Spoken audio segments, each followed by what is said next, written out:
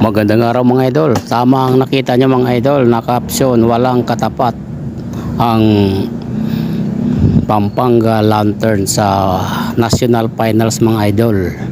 Ang sa hindi nakapanood mga idol, ang Pampanga Lanterns ay naghihintay na kung sino ang makalaban nila sa pagitan ng Quezon at saka Batangas City mga idol.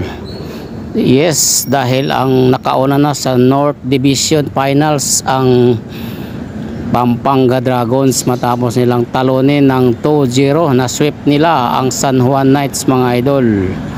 Di nga nila pinaporma ang San Juan Knights. Kaya lalo na dito sa dalawang naglalaban na ito mga idol ay parang nakikita ko na mismatch sa Big Four ng Pampanga Lanterns. Ang dalawang ito, ang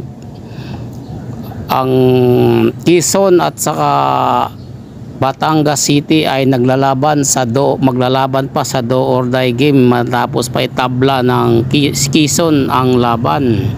Dito nga mga idol, sa inyong nakikita sa inyo mga screen ay 64-63 bola ng Batangas City mga idol, ngunit nasundutan si Valoria mga idol, yung merong maskara na ito. Nasundutan ito at napunta ito mga idol, panoorin nyo. Ginigipit siya dito mga idol, matinding depensa at nabitawan ang bola at siya ang last touch mga idol. At sa pagkakataong ito ay nakuha ng Quezon ang panalo sa isang putback mga idol ni Obiso. Nagmintis ito pero may inaiputback mga idol ni Jason Obiso at naipasok 65-64. Hindi naipasok ang desperation shots ng Batangas mga idol, kaya sa katuparan ang sudden death na kung saan ay gaganapin pa sa teritoryo ng Quezon mga idol. Kaya magandang labanan ito mga idol. Abangan natin ang mananalo sa dalawang ito sa game 3 or do or die ay yun ang haharap para sa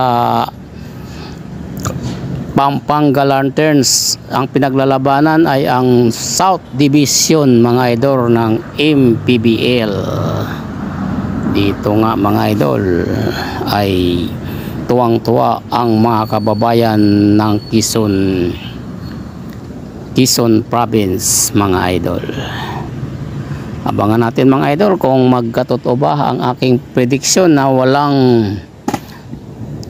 mismatch kung tawagin ang Pampanga.